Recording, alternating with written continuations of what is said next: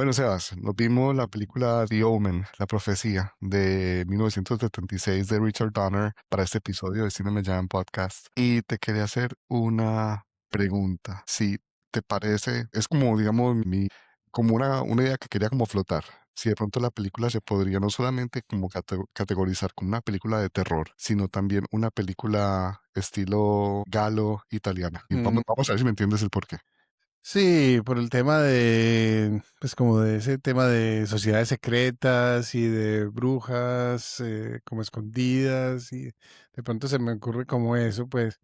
No, yo la verdad, tengo que ser honesto, me sorprendió que era más como una globetrotting misterio, la verdad sentí casi que era como más como una de estas de Dan Brown, como de También. Da Vinci Code o algo así, pues me sorprendió, no me esperaba. Que era menos horror y más el suspenso, pues como de esa investigación, fue lo que me llamó la atención que en esta ocasión. Se decía lo de las películas Galio de Italia de los 70s, 80s, famosas sobre todo por lo que hizo Argento, Dario Argento con Profondo Rosso y Suspiria. Tiene pues obviamente los lados de las sectas y los, los cultos estos como estilo en Suspiria, pero sobre todo es por las muertes. En esta película todas las muertes son bastante Ah, innovadoras, son como bastante inesperadas, son bastante como, sí, como sí, completamente sí, sorprenden, sí, la sorprendentes. verdad son Algunas sorpresivas. de las muertes más sorprendentes en el cine están en esta película. Luego hablaremos un poco de ellas, pero me parece que podría también tener ese label de película giallo italiana. Buen punto, sí. Creo que tienes un buen punto ahí para seguir analizando.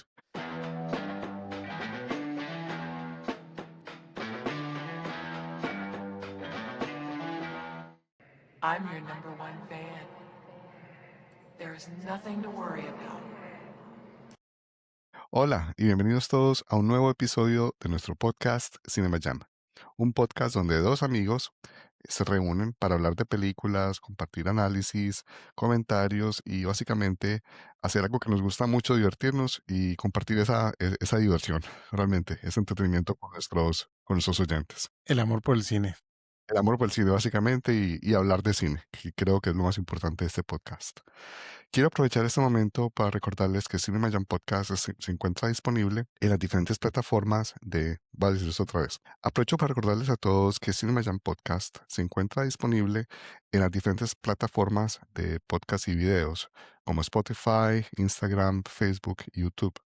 Por favor, síganos, denos un like, denos sus comentarios, sus ideas, su feedback. Todo esto nos sirve un montón para poder hacer este podcast cada vez más interesante y obviamente analizar películas que todos quieran ver y analizar con nosotros.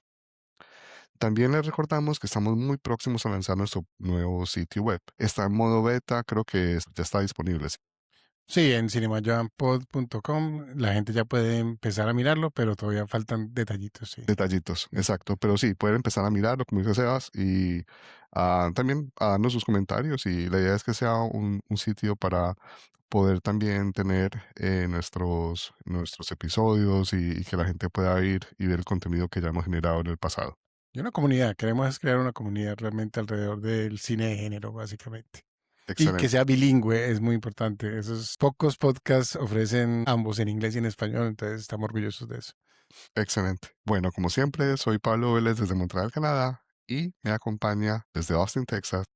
Sebastián Gómez, y por acá muy contento de hablar de niños miedosos otra vez.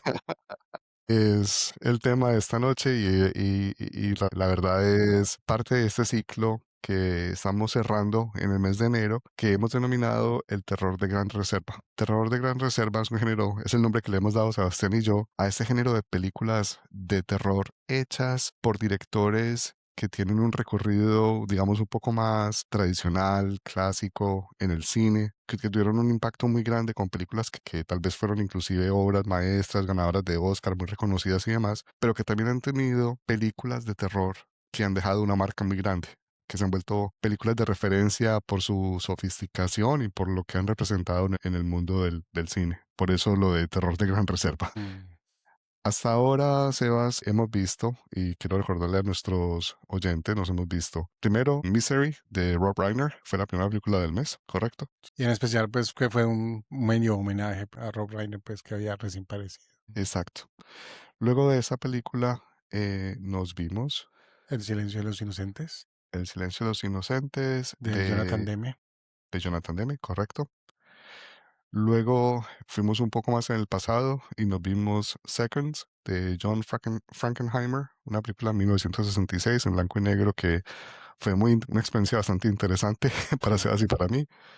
Y el viernes pasado nos vimos The Shining, el gran clásico de Stanley Kubrick. El día de hoy nos vamos a ver, bueno, ya nos vimos, vamos a hablar de la película The Omen, La Profecía, dirigida por Richard Donner, el mismo director, y creo que vamos a hablar de eso un poco más adelante, de grandes películas como Superman, como todas las secuelas de Lethal Weapon, de Arma Mortal, de The Goonies. Goonies, hoy O nos sea, dimos cuenta que no, no se me caímos en hizo caer en cuenta. cuenta de eso offline y me dejó bastante sorprendido. En fin, es una película de 1976 protagonizada por una de esas estrellas del Hollywood antiguo, clásico, que son definitivamente de otra época, de otro mundo, Gregory Peck. Mm. El gran Gregory Peck, que siempre lo va a relacionar como Moby Dick, con la ballena. O sea, no puedo separarlo con el Capitán Haber. Es increíble. También está en esta película Lee Remick como la esposa de Gregory Peck, el papel de Catherine Thorne. Gregory Peck es Robert Thorne. Y obviamente está el personaje principal de la película que es bueno, ese es un pequeño spoiler alert bastante rápido, el hijo del anticristo o Damien, protagonizado por Harvey Stephens. Sí, correcto. Y yo creo que también vale rescatar a Mrs. Baylock, que es que la actriz es Billie Whitelaw, que la verdad yo creo que el personaje más miedoso de toda la película es realmente esa y los perros. Exacto, sí, el niño no tanto, la verdad. También me gustaría rescatar el personaje de David Warner, que se llama, Mm, creo que solamente sale con su apellido, es un fotógrafo de sí, apellido Jennings, que acompaña, creo que en la segunda parte de la película, principalmente a Gregory Peck en un viaje que hacen por Italia, buscando un poco como el origen de dónde viene, pero ya hablaremos más en detalle, pero ahí es cuando se empieza a desarrollar un poco lo que Sebastián decía en algún momento, pues offline, como el código de Da Vinci de los setentas, que es esta película. como tratando de descubrir el secreto detrás de Damián y todo eso. El Perfecto, origen verdadero de Damián, pues, que es un tema muy importante en la película y que creo que vale la pena discutirlo. Mm. excelente. Sebas, ¿te parece si leo la sinopsis, miramos el trailer y empezamos? De una. Excelente. Bueno, en IMDb la sinopsis dice lo siguiente. El embajador americano en Inglaterra y su esposa puede que estén criando al anticristo. Muy cortica y muy directa, no hay duda al No, respecto. más directo no se puede ser. Veamos. Family of tremendous wealth, position, and power. The perfect marriage of Ambassador Robert Thorne and his wife Catherine was fulfilled by the birth of their son, Damien. And then, when the child was 5 years old, something terrible happened.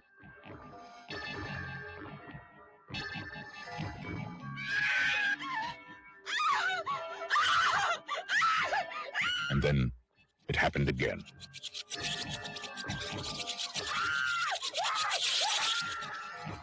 Was it an accident? Was it murder? Was it a coincidence? Or was it an omen? Look at me, Damien. It's all for you. 20th Century Fox presents a film of psychological suspense about an occurrence of earth-shaking importance. Gregory Peck, Lee Remick, The Omen. I was at the hospital, Mr. Thorne, the night your son was born. I saw its mother.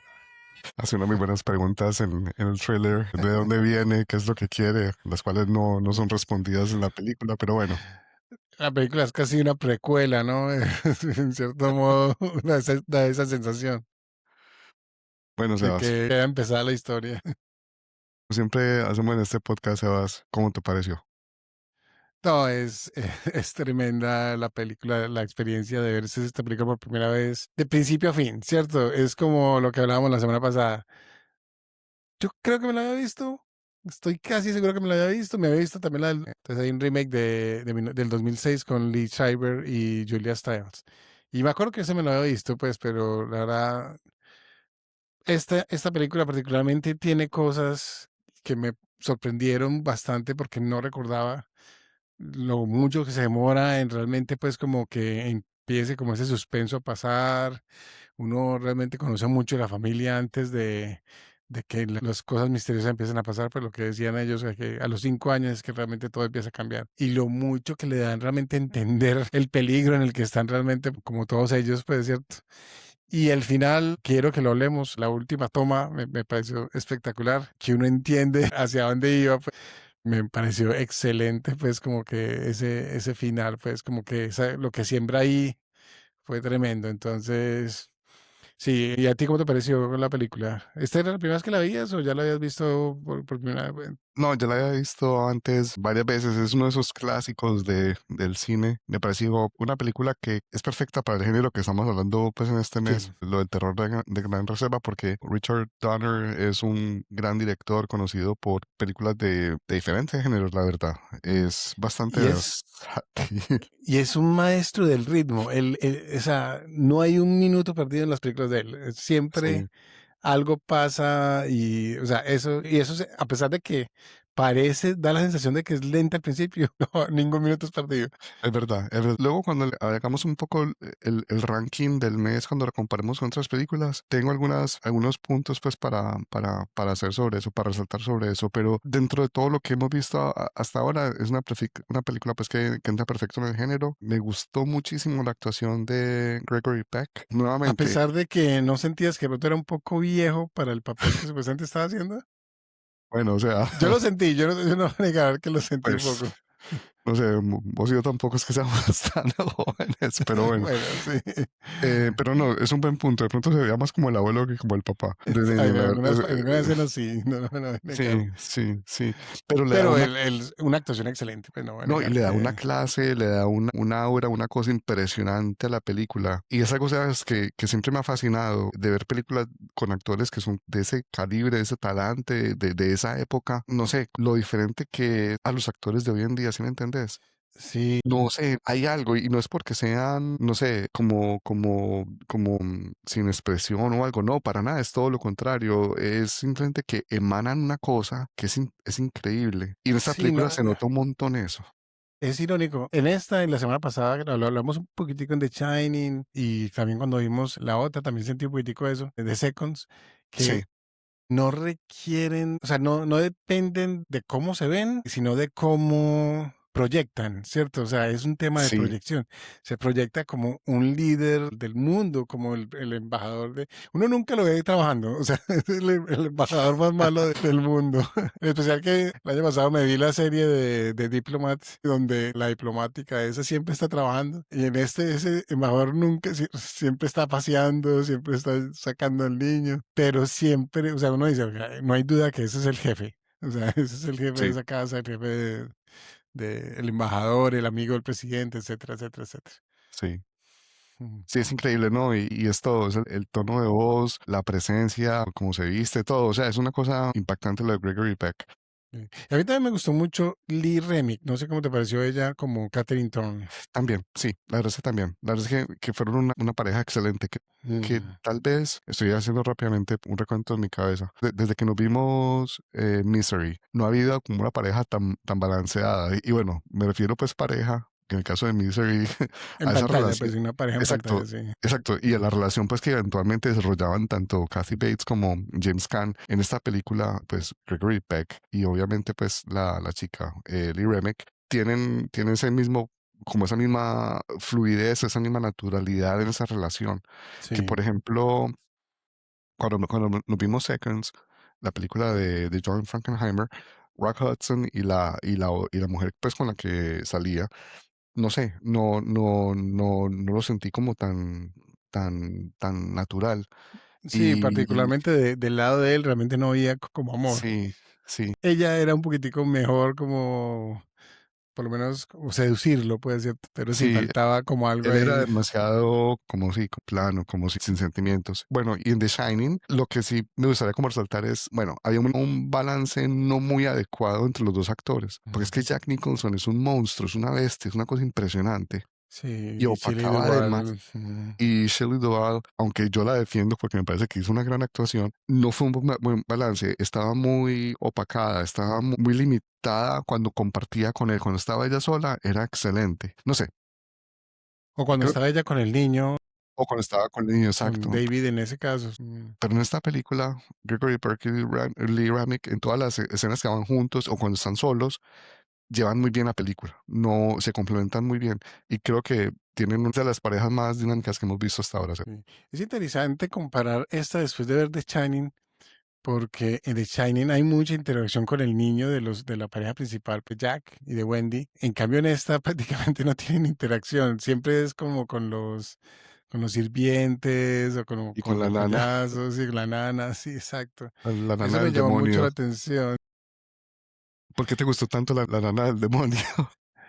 No la primera, sino la no, porque me pareció miedosa, pues, o sea, no voy a negar que el elemento de terror de la película para mí fue la nana y en algunas partes los perros, pues también esos Mm, perros negros, así como que de verdad parecen sacados de las puertas del infierno. Solo le faltaban que tuviera tres cabezas y sería y los ojos rojos. y los ojos rojos y sería el Cerberus perfecto, pues impresionante. O sea, como una masa de músculos impresionante, no va a negar que esos perros, impresionante. No, ella de verdad me pareció miedosa porque muy dominante ante Gregory Peck, era capaz pues como de presentarse y de decir, "No, yo soy la nana, pues yo estoy a cargo". Me pareció pues que muy valiente porque es casi, pues para mí era prácticamente desconocida y medírsele a Lee Remick y a Gregory Peck me pareció pues admirable, pues cierto, y no es fácil lo que decíamos, o sea, hay actores tan, tan grandes que proyectan tanto que es muy difícil conseguir a alguien que logre ponerse a la misma altura de ellos, pues, y yo creo que ella lo logró. Sí, Y, y la pelea al final, pues no voy a negar que muy, muy bien también. Me imagino que usaron dobles y toda la vaina, pero me tiene que haber pareció usado muy bien dobles hecho. porque yo creo que el gran Gregory Peck no se hubiera rebajado a una cosa así tan Ni física. ella tampoco, pues, porque ella, mejor dicho, básicamente como un mico. Es verdad, es Impresionante. verdad. Sí. Y la forma de gritar, como que ¡ay! También. Entonces fue como eso, pues, o sea, me pareció la verdad que fue como un buen elemento de muy down to earth, Ujú, y de horror clásico, pues como de esa persona que es te produce inconformidad y lo sentí pues que lograba presentar como ujú, ese terror, pues ese miedo primario que a veces uno a veces le tiene a una persona sin saberlo explicar bien completamente. sí. Sebas, ahora que estás hablando de terror y que estás hablando pues de Mrs. Bayworth como el personaje, Baylock, perdón, Mrs. Baylock como el personaje Mm. que más daba miedo en esta película. Esta película realmente no es una película de terror, no sé, No, no, me parece que The Shining y sobre todo muy de lejos Mystery son películas con un terror mucho más primario, mucho más más clásico, sí. sí, más clásico y más evidente. Esta es una película de suspenso psicológico. Y tal vez por eso decía antes, ahora offline, que podríamos agregarle como esa etiqueta, ese label de giallo, de película pues italiana de estas de los 60, que son básicamente, aquí estoy mirando un poco como la definición online, películas que contienen muchos elementos bueno, como de asesinos, con suspenso, con horror psicológico, también con elementos sobrenaturales, que obviamente pasan en esta película. Es una película que trata Sí. pues sobre el hijo sobre el anticristo, el hijo del demonio, y tiene todos esos elementos pues como el suspenso de no saber qué es lo que pasa, de si realmente se está imaginando esto o no la mamá, pues, de Damián, qué fue lo que pasó realmente en el hospital cuando aparentemente murió el hijo de Gary Peck. Hay una escena Mm. mucho más adelante en la película en la cual se revelan algunas cosas en un cementerio que creo que a Sebastián le recordó mucho el Código de Da Vinci. Entonces, eso digamos que hace que la película tenga más de esa de eso que hacía en ese momento, en los setentas, directores como Dario Argento, que realmente un terror más clásico, diría yo. Mm. Sí, y cosas, y es ese terror como de que uno sabe que algo malo está pasando, pero no puede explicarlo, ¿cierto? Ujú. Entonces es como ese terror y todas esas películas de Darío Argento, a pesar de que muchas veces hay una persona que ejecuta, no se explica sino hasta el final realmente cómo ocurren esas muertes, ¿cierto? O qué es lo que está llevando, por ejemplo, a las protagonistas a la locura, pues como en el caso de Suspiria o ese tipo de cosas. Y yo creo que es un buen ejemplo, pues como de ese elemento de guiarlo también aquí en este. Bien, se nota mucho, no voy a negar que también es como una respuesta a El Exorcista, ¿cierto? Como también como esos elementos de horror del catolicismo, incluso pues eso fue una pregunta de pronto que te pensé hacer en el call opening, de pues, ¿por qué Es hay un buen tanta punto. reacción? Siempre como que los catolicismos o el catolicismo es el que está más involucrado como siempre como en estos elementos de terror del demonio y eso, y nunca los cristianos, nunca los de otras religiones. Siempre me llamaba la atención eso, que siempre como que el scapegoat, como dicen en Estados Unidos, es la religión católica. No sé cómo te pareció a ti esa. Sí, es un buen punto, Sebas, y la verdad, ahora que lo pienso y viendo que obviamente El Exorcista salió 4 o 5 años antes que esta película, en el Sí, 72, 73. sí, correcto. Hay una cosa que también es como el contexto cultural. Estamos hablando de mediados de los 70 y estamos, bueno, hablando pues obviamente de películas que son hechas en Estados Unidos, entonces hay que mirar dónde estaba Estados Unidos, su cultura en esa época. Ya habían terminado los 60, la época del verano del amor, el Summer of Love del 68 y demás, ya había terminado. Ya venía pues como toda la crisis de Vietnam, esa parte más oscura de ese momento en el cual cayó el país pues a principios de los 70. Y recuerdo mucho, y estoy mirando en qué año fue, no sé si lo pueden contar rápidamente, pero hubo una especie no sé si llamarlo como quiebre de valores o digamos como una especie de escepticismo hacia la religión. En el en 1975, 76 empezó a ocurrir un movimiento en Estados Unidos alrededor de el egoísmo, creo que fue, de Mm, pronto a eso te refieres, no, que contra todas las instituciones y que solamente yo debo cuidar de mí mismo y yo debo ser el dueño de mis acciones y que fue casi un culto básicamente contra todo lo que fuera de la influencia externa, pues prácticamente incluso pues a veces hasta casi hasta contra los gobiernos. De pronto no sé si sería eso. no, me refería, bueno, eso también puede ser un buen elemento, se va después para discutir, pero me refería, aquí ya lo encontré, en esa época de la contracultura, de Ok. counterculture de los 60, que impregnó tanto pues como el pensamiento general pues de la sociedad. En la revista Time, la verdad es que, pues, que Time siempre saca como una portada famosa cada año, que es la portada clásica de cada año que representa pues como ese año. En el 66 o 67 sacó una portada que decía, ¿está muerto Dios? Era la pregunta. Mm, Hubo en ese momento, digamos, tal vez por todo lo que está pasando, pues como con la revolución cultural, como con ese choque contra las tradiciones, digamos, un poco más conservadoras, que se empezaba como, pues que me imagino que se estaban como debatiendo muchas cosas que eran creencias y demás. Y como valores y digamos pues lo que vos decías como la iglesia católica o la iglesia cristiana. Entonces, no sé si de pronto esas películas que llegaron inmediatamente después, El Exorcista, The Omen, todas tienen que ver como un poco de eso, como un reflejo de qué es lo que pasa cuando se pierde, digamos, la fe, como- pues, exacto. Porque, bueno, interesante. no estamos hablando del Exorcista, pero El Exorcista, la película, lo que es una exploración de la pérdida de fe de un sacerdote, que es el que al final tiene que rescatar a la niña.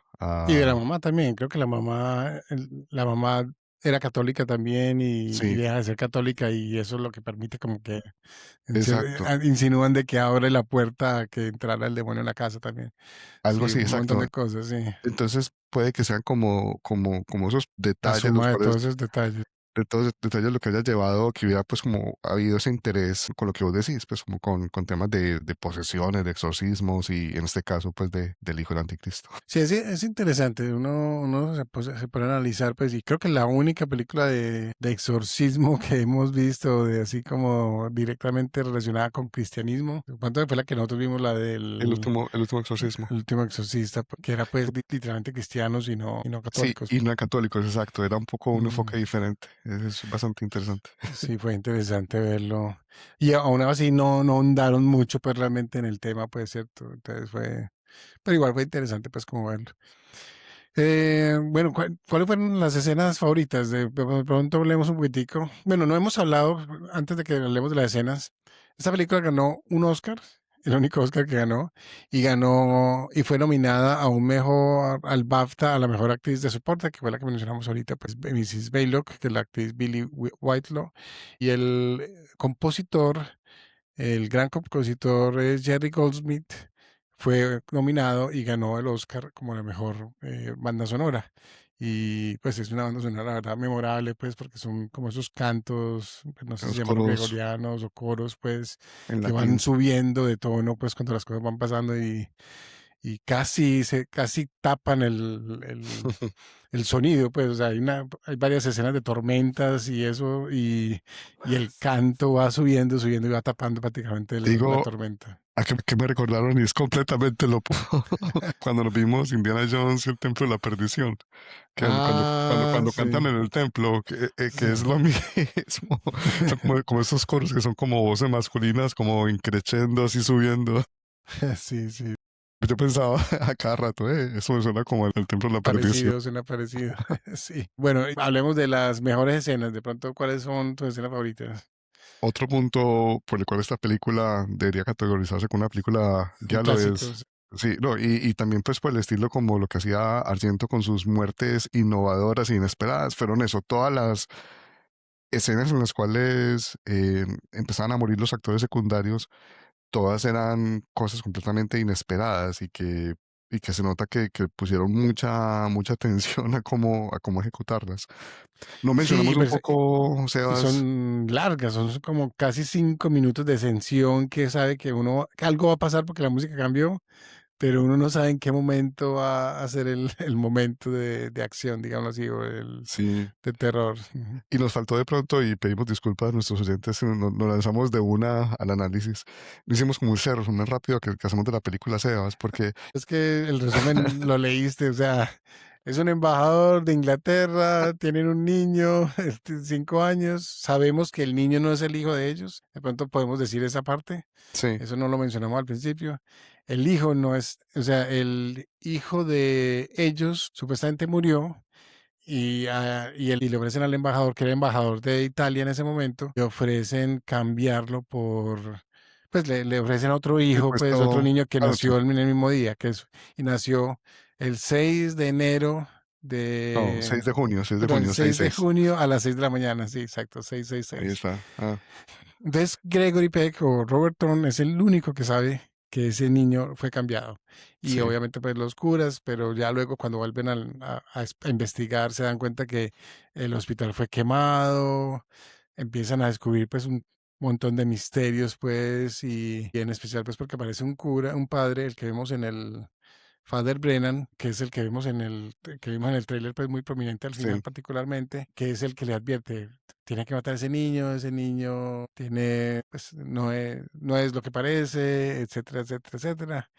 Y incluso pues dan a entender que él es un niño de la bestia, pues, ¿cierto? Porque cuando abren la tumba de la supuestamente mamá de verdad de él, ven un cuerpo de un perro. Entonces es como... Y también pues se dan cuenta que mataron al niño cuando nació, pues le rompieron Ujú, la cabeza. Un montón entonces ahí sí. es el tema de las sociedades secretas, pues que yo decía que había como mucho ese tema pero que todo el mundo que nacía como con los 666 en círculo terminan siendo apóstoles del anticristo, pues. ¿Qué más decimos? No sé. A mí lo que me parece como resaltar es, y por eso quería como decir un poco, digamos como ese resumen que hiciste vos, Sebas, los personajes secundarios. La gran mayoría de los personajes secundarios relevantes tuvieron muertes, como yo te decía a vos, que se ve que las pensaron mucho. que es lo mismo que Sí. hacía, que hacía pues, Dario Argento cuando hacía las películas estas italianas. Por ejemplo, empezando con el sacerdote, con el personaje de Father Brennan, de Sí. Patrick Troughton. Vimos aquí en el trailer, está huyendo de una tormenta luego que le dio todos estos detalles a Gregory Peck, que obviamente es una tormenta que envió el diablo, y se intenta refugiar en una iglesia y le cae ¿cómo se llama esto? El pararrayos. El pararrayos de la iglesia, sí, como eso que tienen los edificios altos, que es para traer los rayos, se desprende y le cae y lo atraviesa pues completamente. Una cosa que nos olvidamos de mencionar, el fotógrafo Jennings tomaba fotos de las personas y algunas de esas personas tenían en las fotos una especie como de sombra que mostraba cómo iban a morir. Eso también Sí. es muy de las películas de Giallo de Italia. Sí, que están como sembrando siempre la... Como sembrando la forma de qué es lo que va a pasar, y ese es el aspecto como un poco más sobrenatural. Entonces, la ¿Sabes que muerte más... me... Sí, dale. No, es que para mí el mejor momento de la película es precisamente cuando Jennings, el fotógrafo, muere en Italia, que es, y salen documentales, Sebas.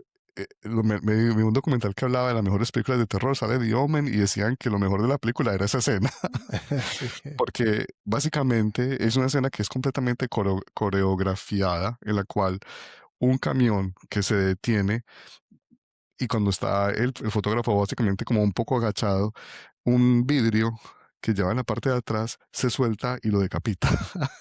Y la Sí. escena, y son diferentes tomas de la decapitación, o sea, vemos la cabeza volando diferentes tomas. Y cae perfectamente así, frente como para que vea el reflejo y la cara de sorpresa, como que... ¡ah! Es, esa de verdad, para mí anoche me la volví Esa, pues me la vi y o sea, yo me creo que dio esa es mucha risa. la mejor, no voy a negar que esa es la mejor muerte de la película. Yo Es también lo excelente. pensé, sí, porque de las otras son un poquitico más obvias, pues. La del padre también es buena, pero esa particularmente es muy buena. Tengo que decir que me Pero pregunto, la de la sí, nana, la de la nana, la cuando se primera, suicida. Ujú. sí, que se ahorca en la fiesta de cumpleaños de Damien. Esa escena, por ejemplo, es completamente inesperada. El resto de la película, como ya sabemos para dónde van las cosas, como que uno está prevenido y está pendiente. Pero eso es una fiesta de cumpleaños llena de niños y de repente se sube la nana al edificio, a la casa, al techo, y se ahorca gritándole a Damien, como vimos en el trailer, eso es para vos, te quiero, no sé cuántas cosas, y se ahorca. Esa escena es bastante Impresionante, pues en realidad impresionante. que es un cumpleaños de 5 años de un niño, entonces está rodeado de niños, de payasos, etcétera, y terminar de esa forma, pues es una forma bastante dramática. Bastante. Eh, Esa es la única que yo digo, listo, fue una que ella se suicidó, pues, ¿por qué lo hizo? ¿Quién le lavó el cerebro? No, nunca es claro. Pero las otras sí fue como, porque van llevándote como a que ocurran, y me recuerda mucho al estilo de película que es ese de, ahorita lo tenía, Final Destination. Y me pregunto Exacto. si la inspiración de Final Destination se vendría de esta película, porque lo siento ahí, ¿cierto? Que son como cinco Probablemente, Sebas. minutos. Probablemente. La Nunca había visto. Sí, premonición de la muerte, muertes sofisticadas, innovadoras, inesperadas o súper rebuscadas, viejo, viene de esto, tiene que ser de esto, tiene que ser. Definitivamente. No se me ocurre de otro origen, pues, que más que este, para ser honesto. Y la completamente. verdad, en ese sentido, es una.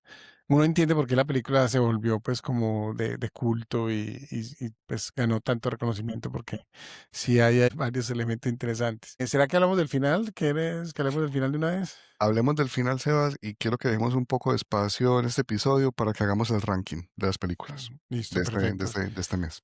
Sí, por eso entonces hablemos de una vez del final. Adelante. El padre Brennan de una vez le advierte a Gregory Peck, pues a Robert Thorne, que pues que Damián o el anticristo, digámoslo así, querían estar con la familia de él porque era una familia muy poderosa políticamente, incluso lo mencionan en el tráiler, y se querían asegurar pues de que fuera el hijo único y que a través de él pues tuviera acceso como a esa familia política, pues como a toda esa influencia política de la familia. Entonces por eso antes iba a matar, entonces Damian se iba a encargar de matar a Lee Ramick, pues a Catherine Thorne, antes al niño no nacido de ella, pues estaba en embarazo, luego a Catherine Thorne y luego a Robert Thorne cuando una vez asegurara que pues iba a heredar todo, pues.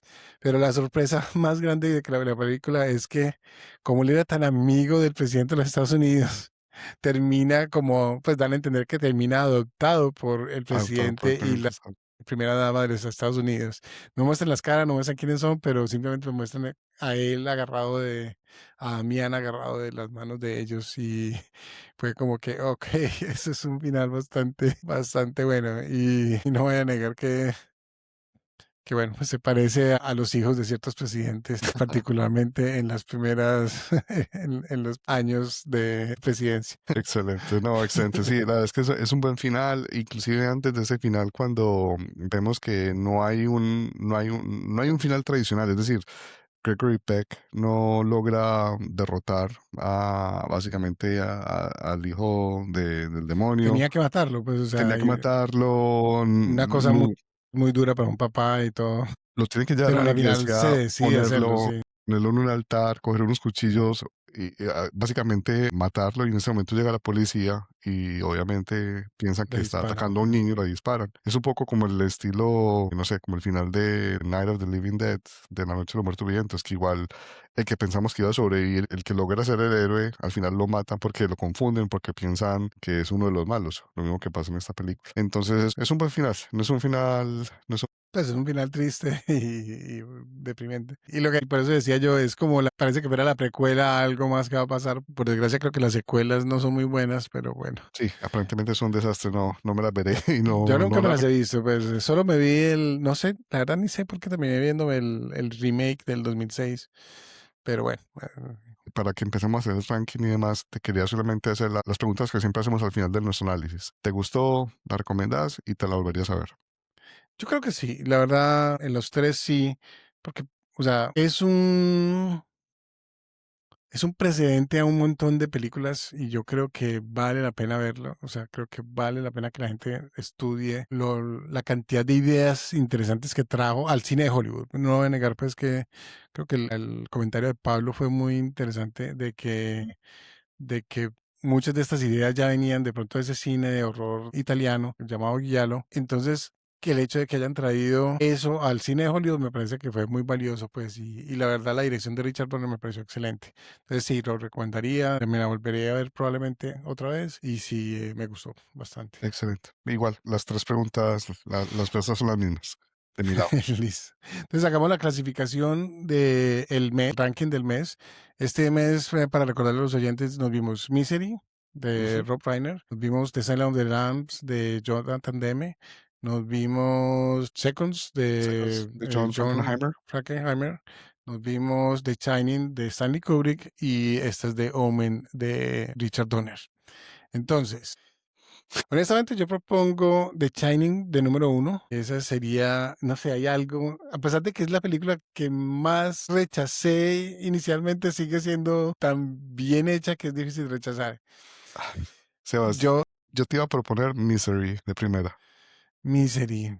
Iba a poner a Shining de segunda. Porque Misery, de todas las películas que vimos en este ciclo, fue tal vez la que fue más al grano. Es decir, no hay elementos sobrenaturales, no hay gente con ese tipo, pues como, no es tan compleja como en historia como de Shining, por ejemplo, no es tan, un poco como superficial como con un tema como el de los trasplantes esos de cuerpos de Seconds, ni tiene pues una cosa pues como el demonio como en esta. Es simplemente llanamente una persona obsesionada con otra, ¿sí me entiendes? Es como muy, muy factible, es muy posible. Esa película siempre me ha impresionado mucho por eso.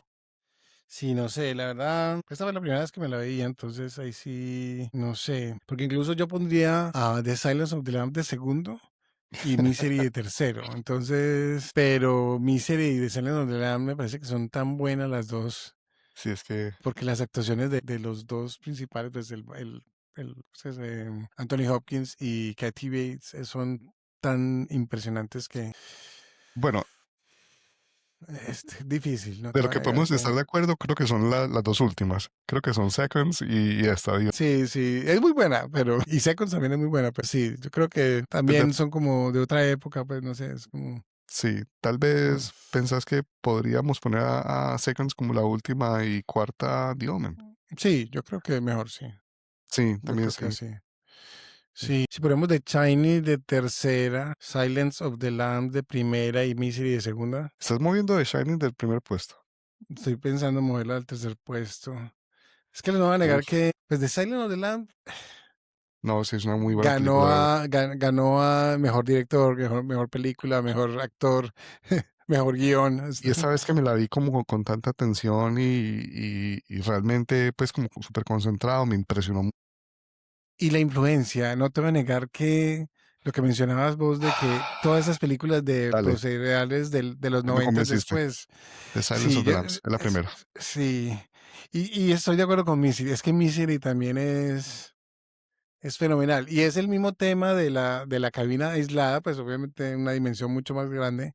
Y el terror que ocurre, ese aislamiento en una cabina, pero es la actuación de Kathy Bates y de James Caan es tan buena que no van a negar que pues, es que The Shining hay que, es como un buen vino, hay que saborearlo, ¿cierto? Hay que, no necesariamente es una película que en la primera vista a la gente le va a gustar. Por lo que mencionábamos, ¿cierto? Stanley Kubrick metió demasiados elementos Sí, y sorpresas y cosas que no hacían como sentido, pero que no importa, pero que es como para distorsionar la mentalidad y dar a entender que Jack estaba en su propia mente. Entonces, es una película difícil de recomendar. Yo creo que a pesar de que todo el mundo sabe que es una obra maestra, es difícil de recomendar. no, estoy de acuerdo con vos. Yo creo que el orden con el cual tener mi voto 100% Seba sería primero The Silence of the Lambs, Misery de segundo, The Shining tercero, Omen de cuarto y Seconds de quinto. Listo, te lo voy a anotar así para que Ya quede lo, entonces. ya lo anoté, entrelo. Ah, ok, listo, perfecto, excelente. Ya creé una carta Listo, perfecto. en los rankings. Entonces, bueno, así quedó. Muchas Así quedó. gracias. Vamos a quedarlo completamente. Una Igual pe- vamos a poner un poll en YouTube y en Facebook a ver para que la gente opine también. Queremos que la gente también nos dé su opinión de cuáles creen que son la mejor reserva.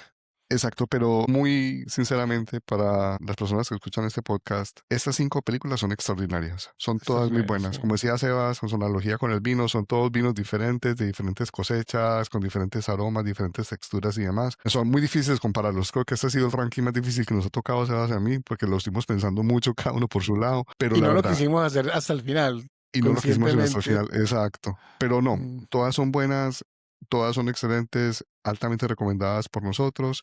Ojalá tengamos la oportunidad de hacer otro género, otro ranking en un mes con películas tan buenas como hicimos ahora en enero. sí. Bueno, hablando del próximo mes, el próximo mes vamos a hacer un especial sobre folk horror alrededor del mundo.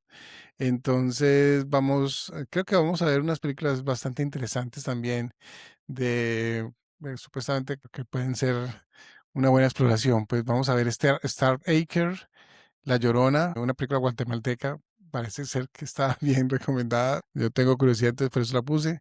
The Witch de Roger Eggers y The Wailing, la película surcoreana. Sí, Entonces va a ser bastante interesante explorar esas en febrero. Bueno, sí, recordamos a todos los oyentes, por favor, apóyennos de la forma que puedan. Pueden de pronto mandarnos sugerencias, hacer reviews. Como Pablo mencionó, estamos en varias plataformas de podcast y en varias plataformas de redes sociales. No solamente estamos en Spotify, sino que también estamos en Apple Podcasts, en Pocket Casts, y en Spotify, obviamente, y en YouTube, donde nos pueden ver en video. Y también, pues, en Instagram y en Facebook. Bueno, Pablo, ¿tienes una cosita para recomendarnos? estamos hablando de películas del género de Giallo y de todo lo que hizo Dario Argento. La verdad serían tantas para recomendar de las que hizo él, pero mi recomendación es el remake de Suspiria. Sí, el que está en Amazon Prime. Eso es Sí, bastante. del 2018 El de director Luca es. Guadagnino. Sí, ese es un muy buen director. La verdad, muy, pero muy sinceramente, esta película me gustó mucho, me gustó porque, bueno, quienes nos hemos visto ya la Suspiria original de Argento, sabemos de qué va la película. Mm, Em, pero me encantó como, digamos, como la revitalización de ese concepto de los colores, que es tan fundamental mm, en Argento, traída como un contexto más moderno Me encantaron las actuaciones. Tilda Swinton es una actriz que me Sí. impresiona un montón. Y bueno, altamente recomendada, la tienen que ver. Y como dice Sebastián, está en Prime. Sí, y algunas de las actrices que salen es Chloe Grace Moretz, Dakota Y Johnson, Dakota Mia Johnson, que Goth. hace un gran Mia papel. Goth, Y Mia tampoco creo Goth. que salga ahí. Mia Goth. Y Mia Goth Jessica sale ahí. Harper también sale ahí. O sea, son todas excelentes. O sea, son No. muy buenas actrices las que salen en esa Es una película. muy buena película, la verdad. Hace tiempo que no Y me la veo, pero creo que me tengo ganas de volver a ver. bastante gore, la verdad. ¿Vos qué recomendás, Sebas? Bueno, la verdad, tengo varias recomendaciones para hacer, pero esta semana voy a hacer un mini jam. Hoy me vi la última película de Sam Raimi, que es Send Help. No voy a, o sea, sí la voy a recomendar, pero no, pero voy a recomendar el mini jam. Pero no, realmente quiero hacer la recomendación de la semana. Es relacionada con el versus que hicimos en el miércoles de los Club Horror Movies. Me terminé de ver de Triangle, creo que está en Tubi, y la verdad me sorprendió bastante porque es como una forma distinta de ver ese tema del loop y realmente como Sí. el riesgo que ocurre alrededor de esos time loops, de que no es tan bonito como lo pintan, pues No es para nada bonito, no hay nada que se aprende, no hay redención de absolutamente nada. Es sí, literalmente quedarse atascado en el purgatorio. sí, exactamente. Y la forma en la que ellos lo manejan es súper interesante porque no es un reseteo, simplemente es una acumulación. Entonces, Es un porque castigo. si tú sobreviviste, sigues vivo y simplemente llega una nueva versión de ti. Pues que apenas es un spoiler como a mitad de la película, pero básicamente van llegando nuevas versiones de ti en el futuro, y si tú no las eliminas, es una sobrepoblación, no sé cómo explicarlo. Es Es una muy buena bastante película, interesante. muy Sí, interesante. incluso en YouTube, de pronto creo que voy a poner el link, hay un cortometraje también relacionado con ese tema, como que alguien inventa una máquina del tiempo y que se regresa como un minuto en el pasado. Y entonces se basa en el concepto de que cada vez que tú te reseteas, estás matando tu cuerpo en ese universo y simplemente estás creando un nuevo universo en el que pasaste tu subconsciente. Entonces empiezan a mostrar como que todos los cuerpos que has matado porque empezaste a resetearlo y me pareció bastante divertido. Y es un corto de como es 5 minutos, excelente. Entonces hay Excelente. muchos conceptos ese del time loop que la verdad hay mucho para explorar. O sea, creo que eso es como el mensaje, que ojalá podamos seguir viendo nuevas ideas Excelente. alrededor de esto. Excelente. Entonces, bueno, muchísimas gracias a todos. Keep jamming about movies. Listo, hasta la próxima. Gracias. Yes.